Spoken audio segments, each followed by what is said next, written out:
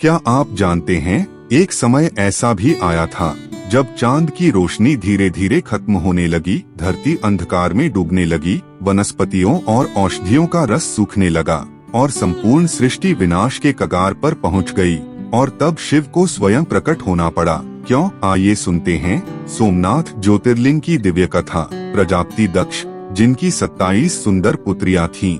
ये सभी पुत्रियां आकाश में चमकने वाले 27 नक्षत्रों की अधिष्ठात्री देवियां मानी जाती हैं। दक्ष ने इन सभी 27 नक्षत्र कन्याओं का विवाह चंद्रदेव से किया, लेकिन विवाह के समय उन्होंने एक शर्त रखी, चंद्र, तुम्हें मेरी सभी पुत्रियों से समान प्रेम करना होगा, किसी के साथ पक्षपात नहीं। चंद्रदेव ने वचन दे दिया। विवाह के कुछ समय बाद चंद्रदेव का सारा प्रेम, सारा स्नेह, सारा आकर्षण सिर्फ एक पत्नी रोहिणी पर केंद्रित हो गया।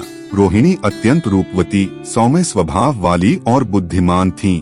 चंद्र उन पर इतना मोहित हो गए कि उन्होंने बाकी 26 पत्नियों की पूरी तरह उपेक्षा करना शुरू कर दिया। वे असहाय, दुखी और अपमानित महसूस करने लगीं।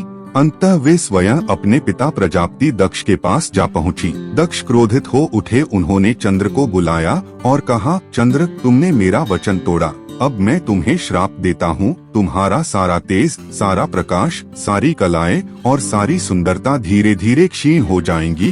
तुम क्षय रोग से गलते हुए नष्ट हो जाओगे। और श्राप तुरंत प्रभावी होने लगा।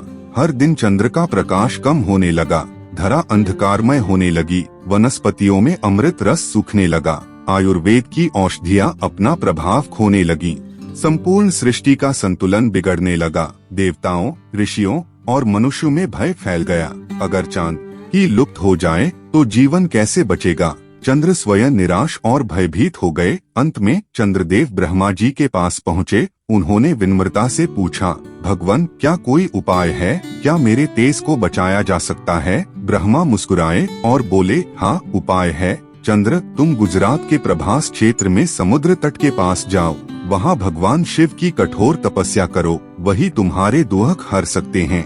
चंद्र प्रभास क्षेत्र पहुँचे, एक शिवलिंग की स्थापना की और घोर तपस्या आरंभ की। कई दिनों तक बिना अन्न, बिना जल, सिर्फ शिव का ध्यान। उनकी तपस्या इतनी शक्तिशाली थी कि एक दिन स्वयं भगवान शिव प्रकट हुए। चंद्र ने विनती की, हे देवों के देव, मेरी रक्षा कीजिए, मैं लुप्त हो रहा हूँ।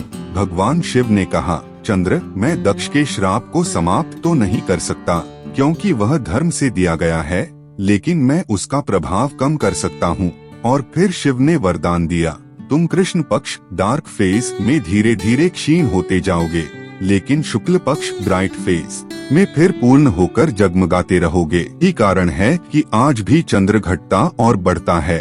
शिव ने चंद्र को अपने जटा मस्तक पर धारण कर लिया और कहलाए चंद्रशेखर। और जिस शिवलिंग की चंद्र ने पूजा की थी वह प्रसिद्ध हुआ सोमनाथ ज्योतिर्लिंग, सोमचंद्र नाथ स्वामी, जो भारत के 12 ज्योतिर्लिंगों में पहला है और आज भी गुजरात के वेरावल में उसी स्थान पर स्थित है। जब भी आप पूर्णिमा की रात को चांद की चांदनी में नहाते हैं तो याद रखिए, वह सिर्फ चांद की रोशनी नहीं, वह महादेव का वरदान है। अगर यह कहानी हृदय को छू गई हो तो कमेंट में लिखिए हर हर महादेव। जय सोमनाथ।